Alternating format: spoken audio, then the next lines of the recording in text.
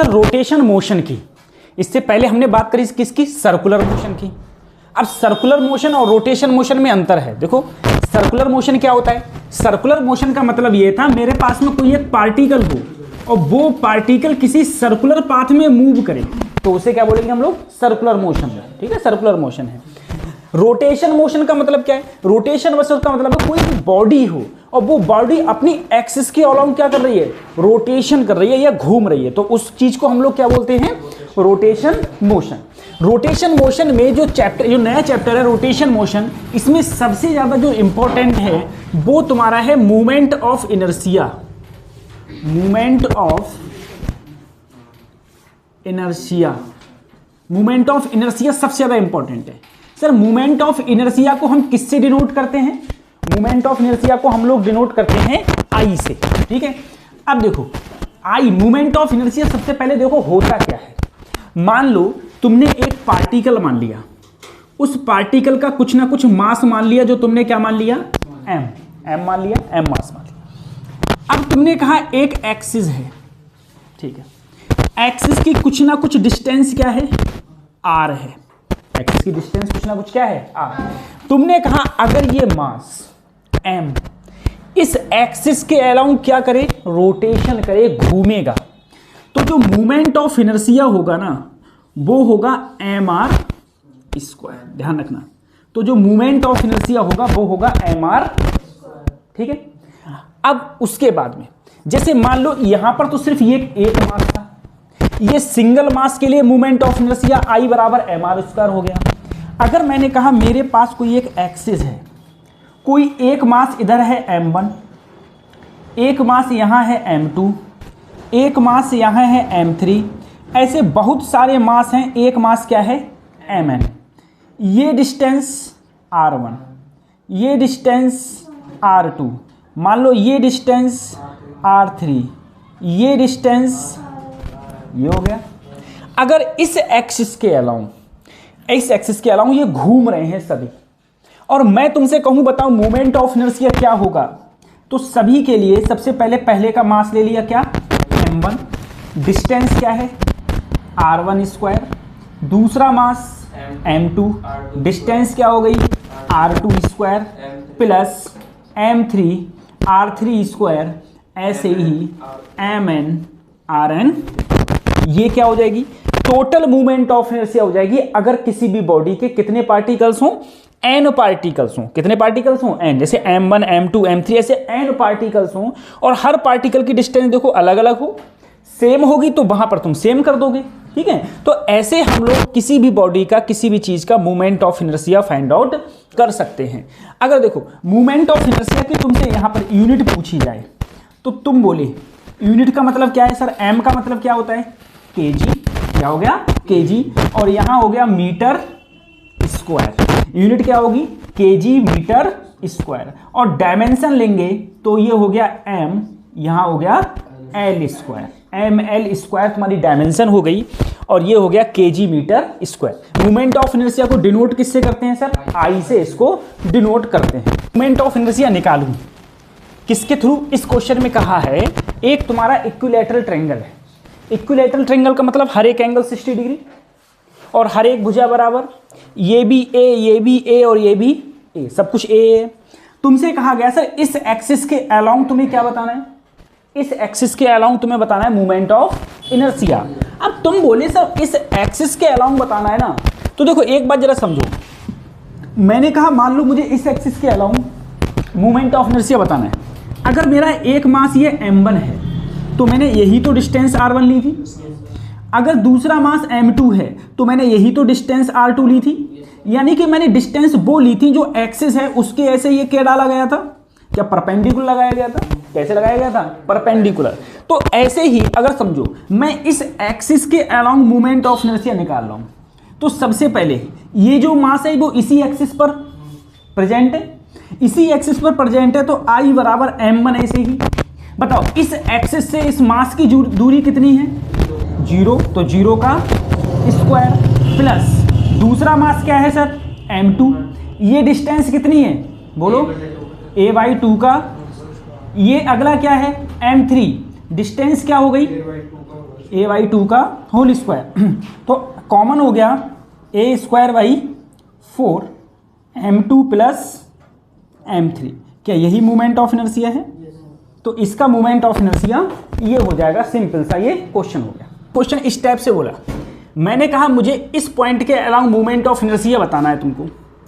यदि एक रॉड नहीं, एक दो कोई मास है मेरे पास में, ठीक है, रॉड वाली बात बाद में आएगी। मैंने कहा एक मास है मेरे पास में, मान लो यहाँ पर m, एक मास मेरे पास और है, वो भी क्या है, m। सर ये जो डिस्टेंस है वो कितनी है, r है, ये डिस्टेंस भी कितनी है, r है, ठीक है।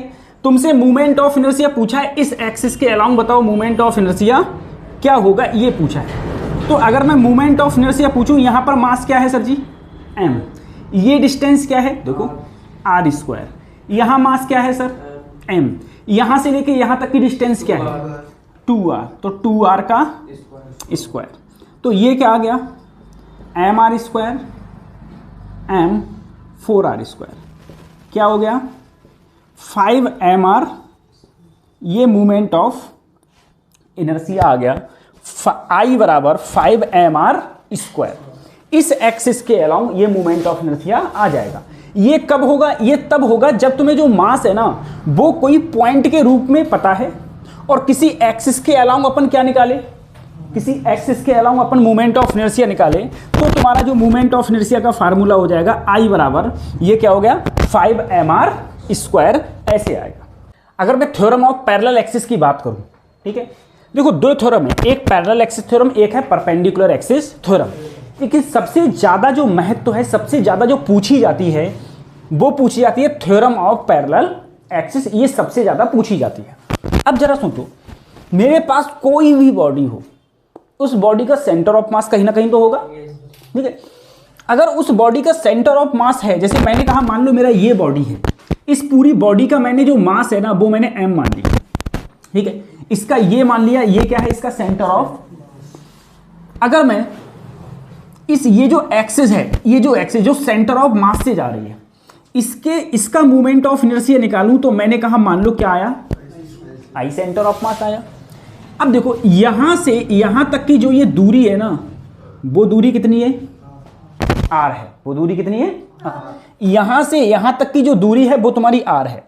अगर मैं मोमेंट ऑफ इनर्शिया निकालूं इस एक्सिस के थ्रू, इस वाली एक्सिस के थ्रू, कि मोमेंट ऑफ इनर्शिया इस एक्सिस के थ्रू क्या होगा, तो देखो I बराबर, सबसे पहले इस, अब एक बात याद रखना, ये है जो, ये कोई बॉडी है, इस बॉडी के ये वाली एक्सिस क्या होनी चाहिए, पैरेलल, क्या होनी चाहिए, जैसे मान लो मैंने तुमसे कहा कि कोई भी एक चीज है, ठीक है, जैसे कोई भी एक चीज मानो, जैसे मानो ये है सर, ठीक है, मैंने कहा इसका सेंटर ऑफ मास कहाँ होगा सर, बीच में, इनका सेंटर ऑफ मास कहाँ होगा, बीच में। अब यहां से मूवमेंट, यहां से अब तुम्हें इस एक्सिस के अलाउंग लाना है, इस एक्सिस के अलाउंग, तो जो सेंटर ऑफ मास है, सेंटर ऑफ मास है, वो जो एक्सिस हो, सेंटर ऑफ मास की जो एक्सिस हो, वो इसके क्या हो, पैरेलल, यानी कि ये ऐसी है, तो तुम्हें एक ऐसी लाइन के अलाउंग मोमेंट ऑफ इनर्शिया निकालना है जो इसके कैसे जाओ, वो भी ऐसी ही जाए। जैसे मान लो तुमसे मोमेंट ऑफ इनर्शिया पूछा गया ऐसे, इस एक्सिस के अलाउंग, तो अब तुम ये वाली एक्सिस नहीं निकालोगे, अब तुम कौन से निकालोगे, इसके पैरेलल जो इसके सेंटर से होके जाए, समझ में आ रहा है, जो इसके सेंटर से होके जाए, वो मोमेंट ऑफ इनर्शिया निकालोगे, ठीक है, तो वो हो जाएगा। अब देखो मैंने कहा मुझे इस एक्सिस के अलावा मोमेंट ऑफ इनर्शिया निकालना है, इस एक्सिस के अलावा मोमेंट ऑफ इनर्शिया क्या है, I सेंटर ऑफ मास, यही तो है, प्लस दूरी कितनी है यहाँ पर, तो r², इस पूरी बॉडी का मास कितना है सर, क्या हो गया mr, तो ICM प्लस mr, ये उसका मोमेंट ऑफ इनर्शिया निकल आएगा। इसे हम लोग बोलते हैं parallel axis theorem, parallel axis theorem. अगला देखो, थ्योरी ऑफ परपेंडिकुलर एक्सिस, इसका मतलब क्या है सर, मान लो मेरे पास कोई बॉडी है, एक हो गया x, एक हो गया और एक हो गया z। अगर मैं मोमेंट ऑफ इनर्शिया देखूं तो मेरा I z का मोमेंट ऑफ इनर्शिया, यानी कि z एक्सिस के अलोंग इस बॉडी का मोमेंट ऑफ इनर्शिया कितना होगा, तो वो होगा, तुम x का मोमेंट ऑफ इनर्शिया जोड़ दो, ठीक है, एक्स के अलाउंग मूवमेंट ऑफ इनर्शिया इस बॉडी का और वाई के अलाउंग मूवमेंट ऑफ इनर्शिया इस बॉडी का, दोनों को अगर कंबाइन कर दोगे तो तुम्हारा क्या आएगा, आई जेड बराबर I X plus I Y, I centre of I बराबर I centre of mass plus M R square. ये हो जाएगा थ्योरम ऑफ पैरेलल एक्सिस और थ्योरम ऑफ परपेंडिकुलर एक्सिस। अगर मैं मोमेंट ऑफ इनर्शिया की बात करूं सर, मैंने कहा डिफरेंट चीजें हैं। जैसे एक मान ली मैंने ये रिंग जानते हो ना तुम लोग, जैसे चूड़ी होती है, कड़ा हो गया, ये सब क्या आते हैं, ये सब रिंग में ही तो आते हैं। मैंने कहा मेरे पास में एक रिंग है, मेरे पास एक रिंग है, कड़ा है किसी पे, कड़ा, अच्छा लाओ, जैसे मान लो ये एक रिंग है, रिंग ही तो टाइप की है ये। अब इस रिंग का जरा सोचो, इस रिंग का सेंटर के अलाउंग, यही तो सेंटर है, इसका सेंटर, ये वाले सेंटर, इसके अलाउंग अगर मैं मूवमेंट ऑफ इनर्शिया देखो, अगर मैं इसके अलाउंग मूवमेंट ऑफ इनर्शिया देखूंगा तो मेरा क्या आएगा, एम आर स्क्वायर, ठीक है। लेकिन यदि मैं डायमीटर के अलाउंग, डायमीटर क्या होगा, देखो इसका यही तो डायमीटर है, इसके डायमीटर के अलाउंग, डायमीटर के अलाउंग मतलब मैंने इधर से एक छेद किया और एक इधर निकाल दिया, यानी कि ऐसे हो गया, इस टाइप से तो हो जाएगा, देखो छेद करके ऐसे हो जाएगा। अब मैं इसके अलाउंग ऐसे घुमा रहा हूं, डायमीटर के अलाउंग घूम रहा है ये, देखो ऐसे घूम रहा है तो सेंटर के अलाउंग घूम रहा है, और अगर ऐसे घूम रहा है तो किसके अलाउंग घूम रहा है, डायमीटर के अलाउंग। तो डायमीटर के अलाउंग जो मूवमेंट ऑफ इनर्शिया होता है वो क्या होता है, एम आर स्क्वायर बाई 2 हो जाएगा, ठीक है, एम आर स्क्वायर बाई 2। अब देखो उसके बाद में एक है सर्कुलर डिस्क। सर्कुलर डिस्क का मतलब क्या हो गया, कतई गोल रोटी टाइप की, रोटी सर्कुलर ही तो होती है। अगर उसको भी कोई रोटी, कोई तुम्हारे पास चकती रोटी है, उसको अगर तुम बीच के सेंटर के अलाउंग घुमाओगे तो मूवमेंट ऑफ इनर्शिया क्या आएगा sir, half M R square. लेकिन अगर उसी रोटी को तुम ऐसे डायमीटर के अलाउंग ऐसे घुमाओगे तो मूवमेंट ऑफ इनर्शिया आएगा एम आर स्क्वायर बाई 4, ठीक है। यहां भी देखो सर, सेंटर के अलाउंग एम आर स्क्वायर था, डायमीटर के अलाउंग हाफ हो गया, इसका क्या हो गया, हाफ। यहां देखो movement of inertia half M R square था, सेंटर के अलाउंग, डायमीटर के अलाउंग इसका क्या हो गया, हाफ हो गया, एम आर स्क्वायर बाई क्या हो गया, 4 हो गया। अब मैं बात करूं अगर यूनिफॉर्म रॉड की, इसकी बात करें हम लोग, यूनिफॉर्म रॉड। सर देखो रॉड, एक ये रॉड है, कोई भी रॉड है, अगर मैं उसका इस सेंटर के अलाउंग मूवमेंट ऑफ इनर्शिया निकालूं, बिल्कुल जैसे रॉड है, कोई लंबी रॉड, सर रॉड समझ में नहीं आ रहा कैसे रॉड, लो कच्चे पकड़ी, एक ये हो गई, ठीक है। इस यहां पर मान लो कोई एक तुम्हारे पास में रॉड है, उस रॉड को अगर मैं यहां से बीच से, इसकी लंबाई कितनी है सर, एल लंबाई है, अगर बीच से ऐसे छेद करूं और ऐसे निकाल दूं और ऐसे घुमाऊं, ठीक है, तो मूवमेंट ऑफ इनर्शिया क्या होगा, M L square by 12, M L square by. लेकिन अगर मैं अब इस रॉड को सर यहां पर बिल्कुल लास्ट में ऐसे छेद करूं और ऐसे निकाल दूं, ऐसे हो जाएगा, फिर इसको ऐसे घुमाऊं, अब मूवमेंट ऑफ इनर्शिया क्या होगा, एम एल स्क्वायर बाई 3। एक चीज और देखो, अगर मैं इसको, एक रॉड है, अगर मैं इस एक्सिस के अलाउंग पूछूं, मान लो ये क्या हो गया तुम्हारा, I3 हो गया, क्या हो गया, I3। सर इस एक्सिस के अलाउंग पूछूं तो तुम बोले थे, तुम ही मुझे बताओ कि मान लो अगर ये ऐसी एक रॉड है, कोई ऐसी एक रॉड, बहुत पतली रॉड है, ठीक है, पतली रॉड है, मैं इस एक्सिस के अलाउंग पूछूं तो लगभग यहां पर जितने भी मास हैं, सारे की सारे मास कहां पर होंगे, अरे इस एक्सिस पे ही तो होंगे, क्या होंगे, सारे एक्सिस पर। और अगर सारे एक्सिस पे होंगे तो सभी की ये डिस्टेंस लगभग किसके बराबर होगी, 0 के बराबर होगी। तो अगर मैं सारे पार्टिकल्स, मान लो n पार्टिकल्स है, तो m1 r0, m2 r, देखो खुद बताओ मुझे, जैसे मैंने तुमसे कहा कि मान लो एक ऐसी पंक्ति टाइप की है, ऐसे पंक्ति, यहाँ पर ये ऐसी पंक्ति है, यहाँ पर लोग बैठे हैं, बहुत सारे लोग इसी पर बैठे हैं, इसी पर बैठे हैं, इसी के ऊपर बैठे हैं, इसी को कहाँ बैठे हैं, ऊपर। अब बताओ इन सबकी इस पंक्ति से परपेंडिकुलर डिस्टेंस कितनी है, 0। ऐसे ही सारे क्या बैठे हैं, मासेस बैठे हैं, सारे क्या बैठे हैं, मासेस, सारे के सारे मासेस की दूरी क्या होगी सर, 0। तो इसीलिए इस I3 के अलाउंग अगर मूवमेंट ऑफ इनर्शिया निकालूंगा तो क्या आएगा, मेरा 0 आएगा, ठीक है। उसके बाद में अब हम बात करते हैं सर रेक्टेंगुलर लैमिना की, ठीक है। रेक्टेंगुलर लैमिना जानते हो, जैसे कोई भी तुम्हारी कॉपी है, कोई भी कॉपी क्या है, एक प्रकार से रेक्टेंगुलर लैमिना है, ठीक है। अब देखो सर ये लेंथ, इसकी एक लेंथ क्या है L, लेकिन एक क्या है सर B, एक लेंथ L, एक लेंथ B। अगर मैं इस रेक्टेंगुलर लैमिना को ऐसे बीच के अलाउंग, इसके अलाउंग, ठीक है। जैसे तुम्हारे पास में एक कॉपी होती है, जो उठाओ एनसीईआरटी, ठीक है।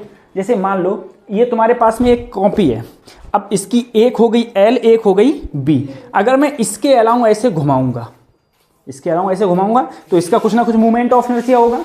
तो इसका जो मूवमेंट ऑफ इनर्शिया आता है वो आता है I बराबर m/12 L square plus B square, ठीक है। m/12 L square plus B square, ये इसका मूवमेंट ऑफ इनर्शिया आएगा।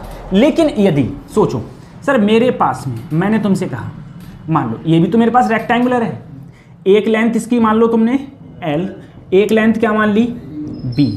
अगर मैं इसको इसके अलोंग घुमाऊं, किसको काट रहा है ये? L को काट रहा है। किसको काट रहा है? L को। अगर ये L को काट रहा है तो जो मूवमेंट ऑफ इनर्शिया होगा वो होगा I1 मान लो इसे, तो वो होगा ml स्क्वायर बाई 12। अगर मैं इसके अलाउंग देखूंगा, अब ये किसे काट रहा है सर? B को काट रहा है, तो इसका जो मूवमेंट ऑफ इनर्शिया होगा वो होगा mb स्क्वायर अपॉन, सही है।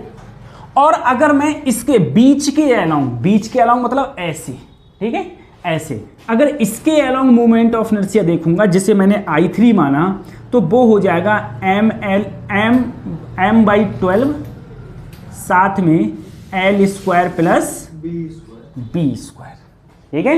ये इसका मूवमेंट ऑफ इनर्शिया हो जाएगा, सही है। ऐसे याद करना है। उसके बाद देखो एक हॉलो सिलेंडर है। हॉलो सिलेंडर जानते हो, एक खोखला सिलेंडर। अब मुझे बताओ खोखला सिलेंडर बनता कैसा है? देखो अगर मैं एक रिंग ले लूँ, कोई रिंग ले लूँ, ठीक है, सेम रेडियस की बहुत सारी रिंग है, एक रिंग के ऊपर दूसरी रिंग, दूसरे के ऊपर तीसरी रिंग, ऐसे रिंग रखता चला जाऊँ तो मुझे क्या मिल जाएगा? एक भाई एक रिंग के ऊपर रिंग रखता चला जाऊँ तो क्या मिल जाएगा मुझे? Hollow cylinder. अब मुझे बताओ रिंग का सेंटर के अलाउंग मूवमेंट ऑफ इनर्शिया क्या होता था? mr, यही तो होता था, mr स्क्वायर होता था सर। सेंटर के अलोंग जो उसका मोमेंट ऑफ इनर्शिया था वो तुम्हारा क्या था? mr स्क्वायर था, यही तो था। अब सर जी देखो अगर मैं इसके लास्ट कॉर्नर पर, मतलब अभी तो बीच में था, एक मेरा कोई सिलेंडर है, सिलेंडर के अभी कहाँ था? बीच में। अब बीच में ना आके कहाँ गया? एक साइड पे। इसके अलावा मूवमेंट ऑफ इनर्शिया निकालूंगा तो क्या आ जाएगा? 2mr स्क्वायर, ठीक है। ये मैं तुम्हें अभी बाद में बता दूंगा कि ये वैल्यू, ये चीजें सब कहाँ से आ रही हैं, ठीक। उसके बाद में आ गया मान लो सॉलिड सिलेंडर जानते हो, ठीक है, भरा हुआ सिलेंडर, पूरा भरतल सिलेंडर है, ठीक है। अब देखो भरतल सिलेंडर क्या है, तुमने एक डिस्क ली, डिस्क क्या होती है? अंदर भी भरी हुई होती है ना। एक डिस्क के ऊपर दूसरी डिस्क, तीसरी डिस्क, ऐसे डिस्क रखते चले जाएंगे तो जो मूवमेंट ऑफ इनर्शिया हो जाएगा वो क्या हो जाएगा? देखो सेंटर के अलाउंग डिस्क का मूवमेंट ऑफ इनर्शिया क्या होता था? mr स्क्वायर बाई 2, और इस एक्सिस के अलाउंग क्या आ गया? 3/2 mr। ये मैं तुमको अभी याद करा देंगे हम लोग, ठीक है। उसके बाद में हम बात करेंगे सॉलिड स्फीयर की। कोई एक सॉलिड स्फीयर है, ठीक है,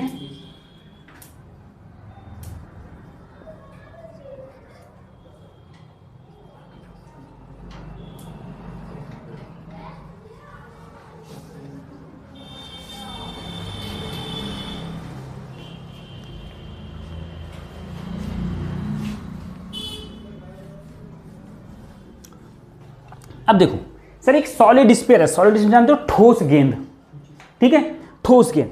इस ठोस गेंद की कुछ ना कुछ तो रेडियस होगी, कुछ ना कुछ क्या होगी? रेडियस। अब देखो अगर मैं इसका कहीं से भी एक्सिस डालूं, इसके बीच से एक्सिस डालूंगा, ऐसी एक्सिस डालना जो इसके कहां से काटे?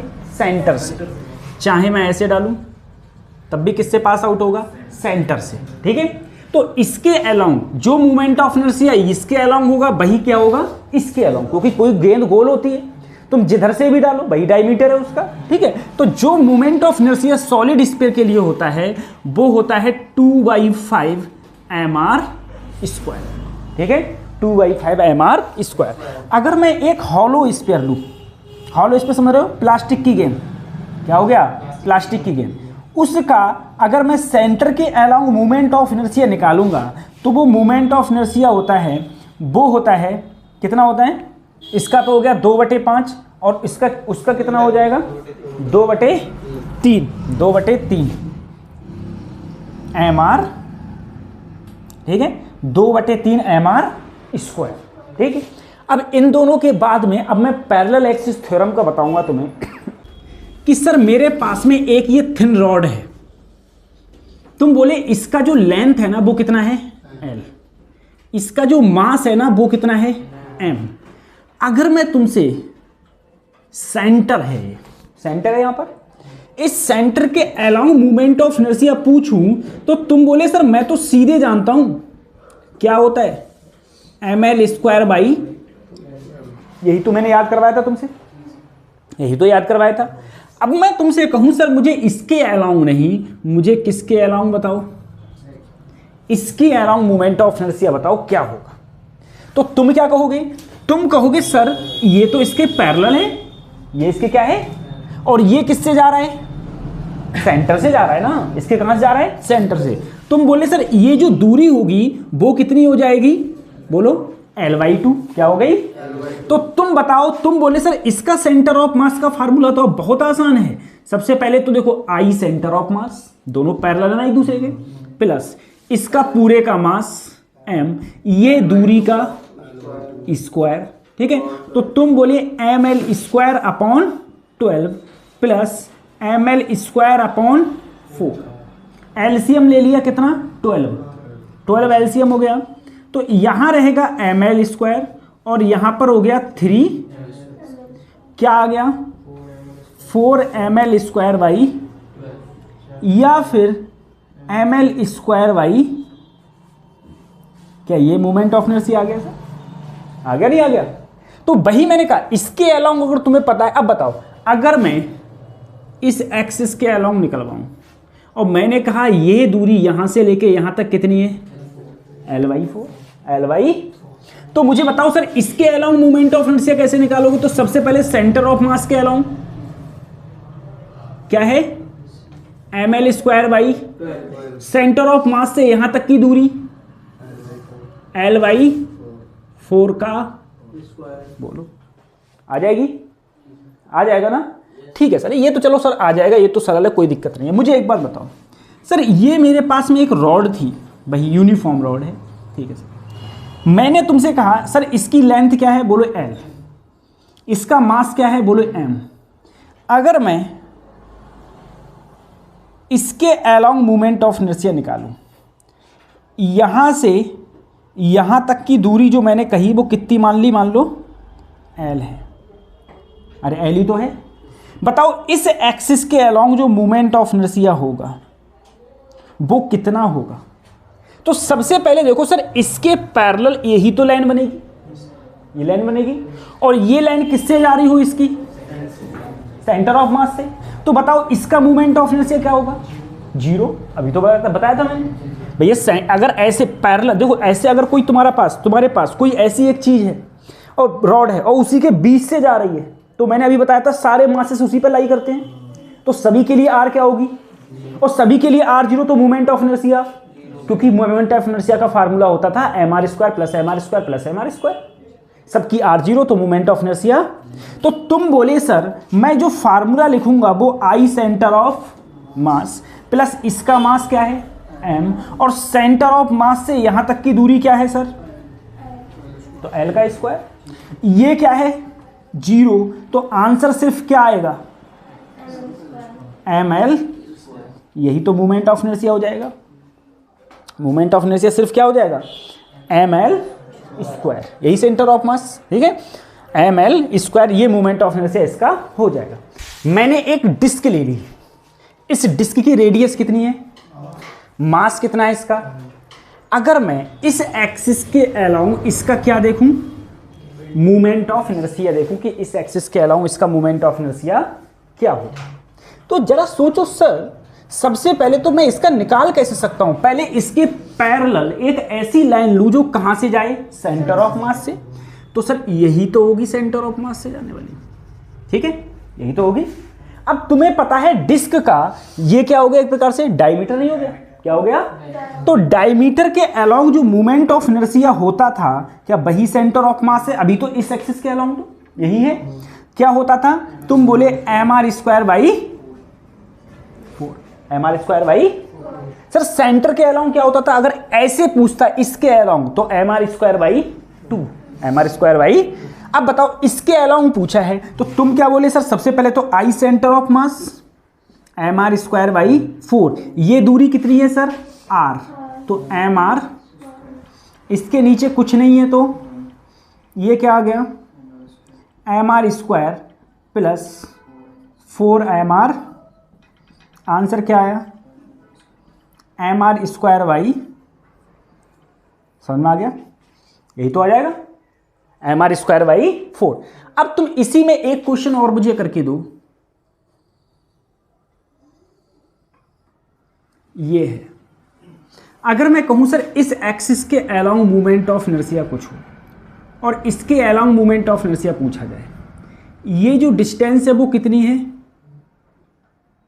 आर है, कितनी है आर है, ये आर है, और इसका मास कितना है सर, इसका मास है m।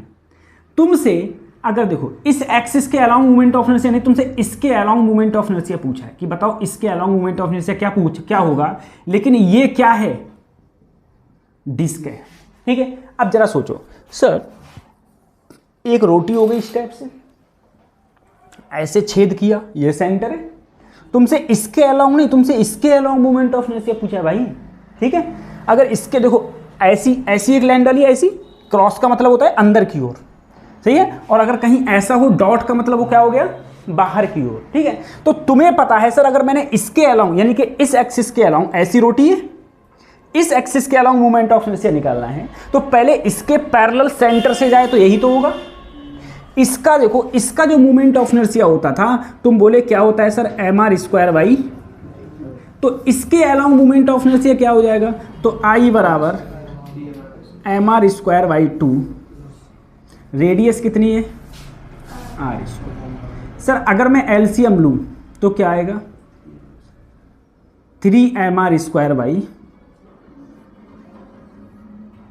ठीक है, 3 एम आर स्क्वायर बाई, समझ में आ रहा है। तो इसका मूवमेंट ऑफ इनर्शिया आ जाएगा 3 एम आर स्क्वायर बाई 2, सही है। अच्छा किसके अलाउंग, इस वाली एक्सिस के अलाउंग आ जाएगा ये। अब ऐसे ही तुम समझो, जैसे मान लो मैंने तुमसे कहा एक सॉलिड स्फीयर है, ठीक है, ये मेरा पास सॉलिड स्फीयर है, कोई सॉलिड स्फीयर की रेडियस मैंने तुमसे कह दी सर आर है। इसका अगर मैं सेंटर के अलाउंग मूवमेंट ऑफ इनर्शिया नहीं पूछ के तुमसे इसके अलाउंग मूवमेंट ऑफ इनर्शिया पूछूं, तो तुम्हें पता है सर इस सेंटर के अलाउंग मूवमेंट ऑफ इनर्शिया होता है 2/5 M R.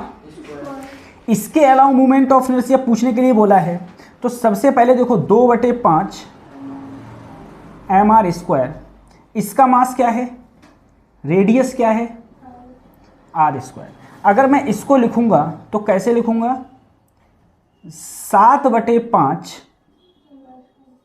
M R square, क्या हो जाएगा 7/5 एम आर, यही तो हो जाएगा इस एक्सिस के अलाउंग मूवमेंट ऑफ इनर्शिया। देखो इसके अलाउंग कितना होता है 2/5 एम आर स्क्वायर, ये रेडियस डिस्टेंस कितनी है यहां से यहां तक आर, तो क्या हो जाएगा 7/5 एम आर।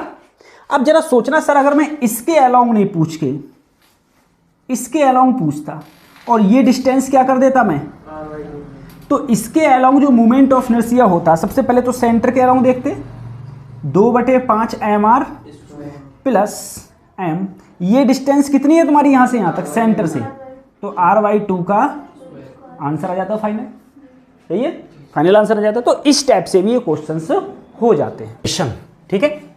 अब देखो इसे हम डिनोट करते हैं k से। अब रेडियस ऑफ गायरेशन पहले होता क्या है पहले ये समझो। मैंने कहा मान लो मेरे पास में कोई बॉडी है, कोई भी बॉडी है मेरे पास, ठीक है, इसका कुछ ना कुछ मास होगा जो मैंने क्या मान लिया आयन।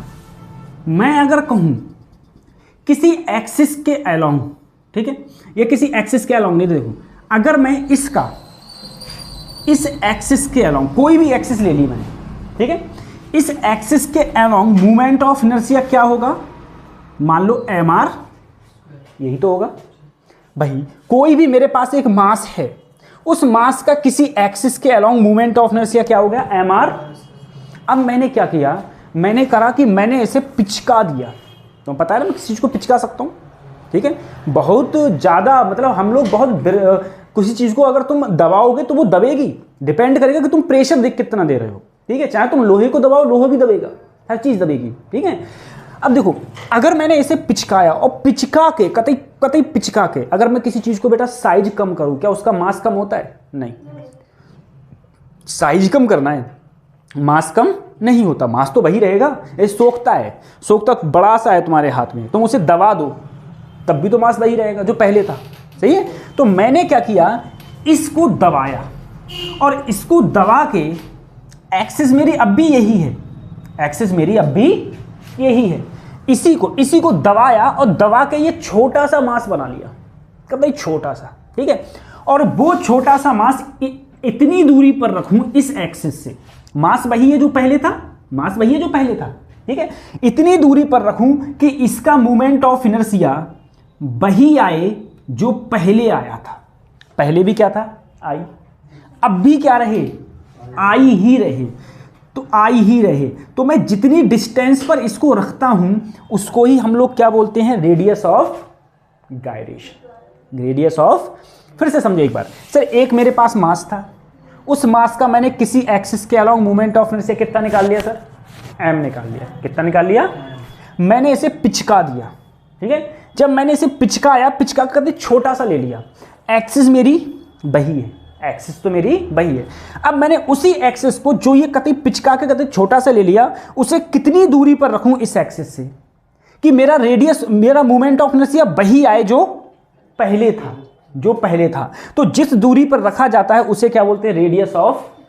और ये भी क्या होता है? आई बराबर एम के स्क्वायर, आई बराबर एम के स्क्वायर। तो अगर मैं यहां पर के बराबर लूंगा तो के स्क्वायर बराबर आई बटे एम, या के बराबर अंडर रूट आई बटे एम, यही तो हो गया, के बराबर अंडर रूट आई बटे, ये आ गया रेडियस ऑफ गायरेशन का फार्मूला, सही है। अब तुम जरा मुझे एक बात बताओ सर, मैंने तुम्हें एक क्वेश्चन कहा, मैंने कहा मेरे पास में मान लो एक रिंग है, मैंने रिंग का भी नहीं कराया था, चलो रिंग का कराते हो। रिंग है एक, रिंग का डायमीटर के अलाउंग, डायमीटर के अलाउंग रेडियस ऑफ गायरेशन क्या होगा? किसके अलाउंग पूछा है? डायमीटर के अलाउंग। ये है क्या सर मेरी? बोलो। रिंग है। तुम्हें पता है रिंग का डायमीटर के अलाउंग जो मोमेंट ऑफ इनर्शिया होता है वो क्या होता है? mr स्क्वायर बाई, लेकिन तुम्हें क्या निकालना है? रेडियस ऑफ, यानी कि k बराबर अंडर रूट आई की जगह mr स्क्वायर बाई 2 अपॉन क्या करूं? m से m, तो k बराबर क्या आएगा बोलो? r बाई अंडर रूट, क्या ये आएगा? यही तो आएगा। तो अगर तुमसे रिंग का डायमीटर के अलाउंग मूवमेंट, डायमीटर के अलाउंग अगर रेडियस ऑफ गायरेशन पूछा जाए तो क्या कहोगे? r by under root. बात समझ में आ रही है? अब अगर मैं कहूं कोई स्फीयर है, सॉलिड स्फीयर है, सॉलिड स्फीयर का सेंटर के अलाउंग मोमेंट ऑफ इनर्शिया क्या होता है? 2/5 mr स्क्वायर, 2/5। अगर उसका क्या पूछूं मैं? रेडियस ऑफ, तो क्या करोगे? 2/5 mr स्क्वायर बटे m से m कट गया, तो क्या बचेगा? Under root 2/5 into R square, यही तो बचेगा, ठीक है। तो रेडियस ऑफ गायरेशन किसी भी बॉडी का हम इस टाइप से निकाल सकते हैं, किसी भी चीज का इस टाइप से हम रेडियस ऑफ गायरेशन निकाल सकते हैं। अब जरा सोचो तुम, सर तुमसे एक क्वेश्चन पूछ लिया जाए, जैसे मान लो मैंने तुमसे कहा ये मेरे पास रॉड है, तुम बोले ठीक है। मैंने कहा बताओ इस रॉड का मास m है, लेंथ l है, मास m है, लेंथ l है, मास m है, इसके अलाउंग रेडियस ऑफ गायरेशन क्या होगा? इस एक्सिस के अलाउंग, ठीक है। तो क्या करोगे? तो तुम्हें पता है सर k निकालना है, तो अंडर रूट इसके अलाउंग मूवमेंट ऑफ इनर्शिया क्या होता था? ml स्क्वायर बाई 3, और मास इस पूरी बॉडी का कितना है? m से m, तो k बराबर क्या आएगा? l upon under root 3। बात समझ में आ रही है? ये क्या हो गया? Radius of gyration. ऐसे अब तुमसे रेडियस ऑफ गायरेशन निकालेगा तो तुम निकलवा सकते हो, तुम बता सकते हो। ऑफ फोर्स, ये क्या होता है? सबसे पहले सर टॉर्क क्या होता है? तो टॉर्क का तुम लोग जानते हो, टॉर्क एक प्रकार से, अगर कोई टॉर्क जब भी लगेगा तो हर बॉडी, कोई ना कोई बॉडी तुम्हारी रोटेशन जरूर कर रही होगी, ठीक है। जैसे मान लो मैंने कोई किवाड़ ले ली, ये किवाड़ ले ली, ये कहीं ना कहीं से घूम रही है, यहां से लेके यहां तक की डिस्टेंस क्या मान ली r। अगर मैं इधर फोर्स लगाया, कितना फोर्स लगाया सर, F फोर्स लगाया, F फोर्स लगाया, डिस्टेंस क्या है रोटेशन की r, तो जो टॉर्क होता है वो होता है r क्रॉस F। क्या होता है, r क्रॉस, तो ध्यान करना टॉर्क का फार्मूला होता है r cross F, r cross F। अब जैसे देखो मान लो सर r तुम्हारी ये है, यहां पर कोई चीज है वो सर्कुलर मोशन में मूव कर रही है, मान लो कोई मास है वो कैसे मूव कर रहा है, सर्कुलर मोशन में मूव कर रहा है। तो सर्कुलर मोशन में भी कब मूव करेगा, क्योंकि जब उस पर क्या लगेगा सर, टॉर्क लगेगा। क्या लगेगा, टॉर्क। अब जरा सोचो सर टॉर्क होता है r क्रॉस F, r किधर है, इधर है, F किधर है, इधर। तो देखो, तो सबसे पहले अगर मैं डायरेक्शन देखूं सर, टॉर्क की डायरेक्शन कैसे देखूंगा, तो मैंने कहा था जिधर पहला टर्म हो उधर हथेली रखो, इधर ही तो पहला टर्म है, ऐसे हथेली रखी। अब किसकी तरफ मोड़ो, F की तरफ। क्या ऐसे मोड़ सकते हो, नहीं मोड़ सकते। तो मैंने हथेली कैसे रखी, ऐसे, ऐसी तो हथेली रखी देखो। अब किधर मोड़ा, F की ओर। कहाँ दिखा रही है डायरेक्शन, तो जो टॉर्क की डायरेक्शन आ रही है यहाँ पर वो किस तरफ आ रही है सर, अंदर की ओर आ रही है। कहाँ आ रही है, अंदर की ओर। अगर मैं क्रॉस प्रोडक्ट को खत्म करूं तो क्या आता है sir, R F sine theta, R F sine theta, यही तो आता है, आर एफ साइन थीटा। अब सर साइन थीटा क्या है, तो साइन थीटा क्या होता है बोलो, एंगल बिटवीन आर और एफ के बीच में क्या होता है सर, एंगल। उसको ही हम लोग क्या बोलते हैं, थीटा बोलते हैं। यानी कि आर क्रॉस एफ का आर एफ साइन थीटा, जो टाउ बराबर आर एफ साइन थीटा, ये तुम्हारा क्या हो जाएगा, इसके बीच में कुछ ना कुछ क्या हो जाएगा, एंगल हो जाएगा, कुछ ना कुछ हमारा एंगल आ जाएगा। अब जरा सोचो सर, एक बात बताओ, अगर मैं ये कहूँ मान लो मेरा एंगल 90 डिग्री है, मान लो थीटा कितना है, 90 डिग्री, उस समय टॉर्क सबसे ज़्यादा लग रहा होगा।